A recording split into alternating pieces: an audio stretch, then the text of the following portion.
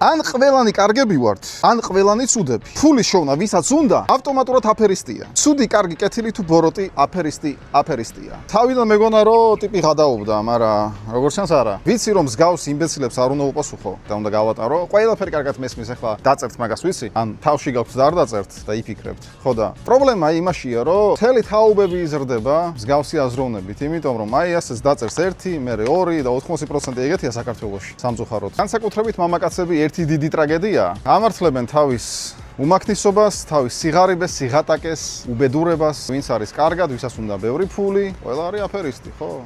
არ მინდა უბრალოდ მსგავსი აზროვნებით ახალი თაობა გაიზარდოს, მაგრამ ასეთი ვიდეოებით, რავი, ვინ წერს ეგეთ ვიდეოებს და მოდით უფრო ხშირად ვისაუბროთ დიდრულ აზროვნებაზე, უფრო ხშირად ვილაპარაკოთ, რომ ფული სიკეთეა, ფული კარგია, ფული ბედნიერების ინსტრუმენტია, ფულით შეგეძლია ყველაფერი კარგი გააკეთო ცხოვრებაში. თუ ფულით შენ აკეთებ ესე იგი, ხარ ადამიანი. ფული აძლიერებს იმას, რაც უკვე არის. შენი იდენტობა თუ არის კარგი, კეთილი ადამიანის, ფულით გახდები ბევრად კარგი და ბევრად კეთილი ადამიანი. და თუ თავიდანვე ხარ, ფული უფრო გახდეს. მარტივია. წარმატებები და გვერდის გამოწერა არ დაგავიწყდეს.